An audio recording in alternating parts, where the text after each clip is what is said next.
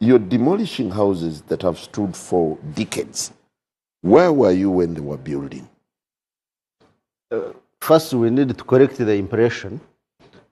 We are not there to break houses. We are there to restore the wetlands in the interest of the wider public, to safeguard people's livelihoods from potential negative impacts of environment degradation, among others, flooding, cleaning of our water, control of pollution of our water resources, air pollution control, biodiversity conservation, among others. So our objective is really to restore environment for the benefit of the wider public, restore the ecosystems, protect livelihoods, and that's our goal.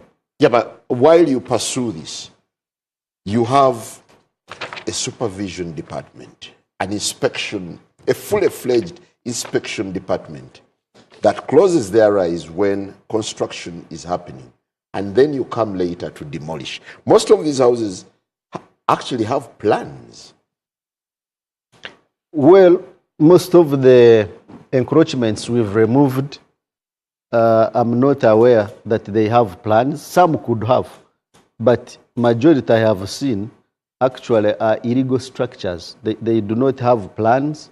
They do not have physical development committee approvals.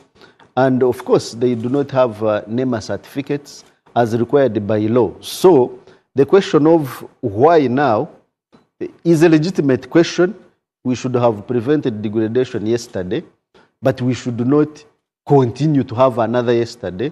It is better to do something now. The best time was yesterday, I fully agree, but the second best time to act is now, so that we do not have more damage that we have seen.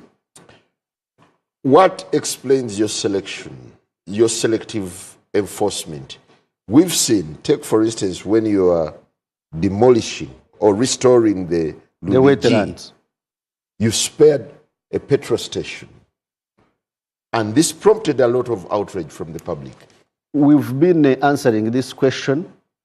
First of all, encroachment is a criminal offense.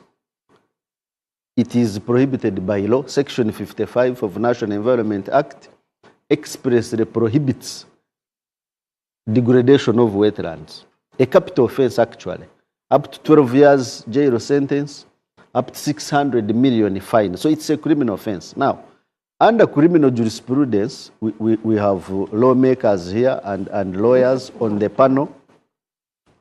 When you are enforcing the law, you enforce against those who have breached the law. You do not do universal enforcement.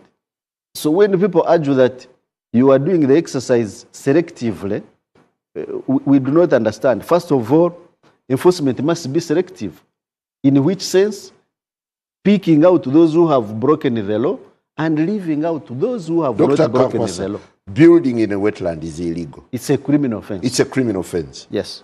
The petrol station under question was built in a wetland. The petrol station under question in Rubiji was built on a place which was a material holding ground for the construction of that road, and it went through the due process of environment and social impact assessment.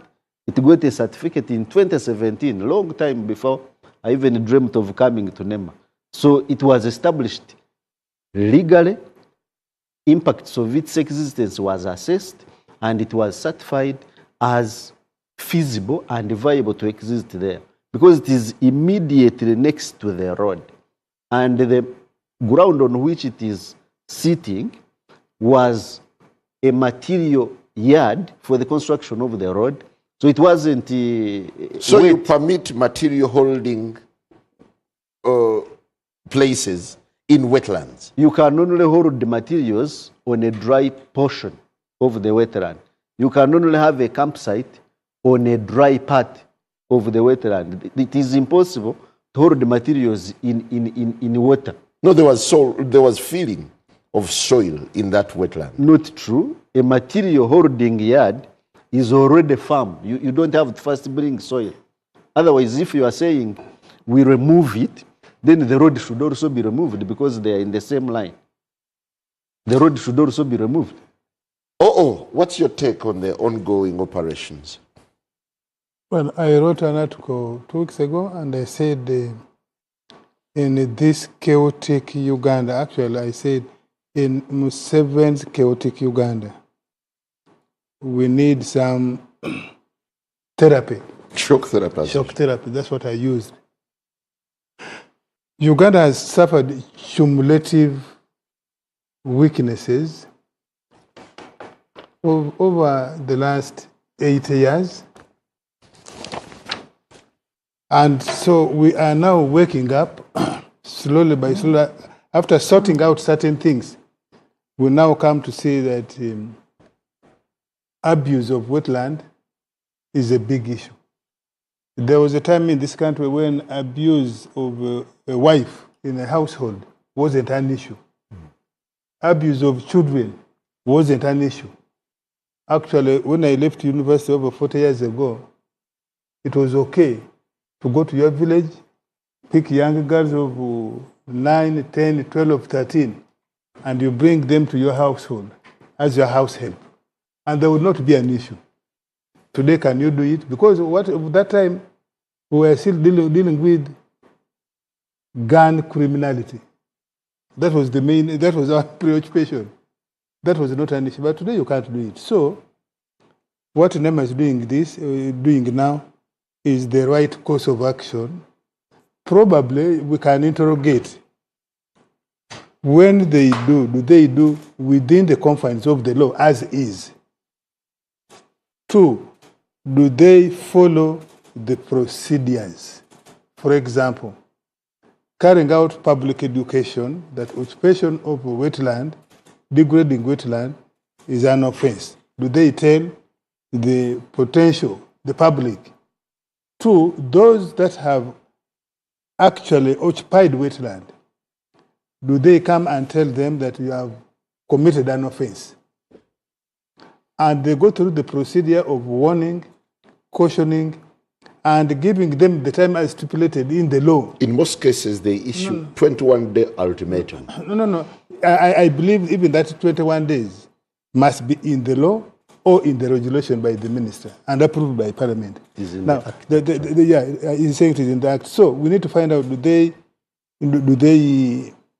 follow the due processes as laid down in the laws? What's your observation? My observation, and having dealt with Uganda and dealing with Ugandans, the overwhelming majority of Ugandans, let alone the ones who are not educated, but the ones who are elite, have some bit of money.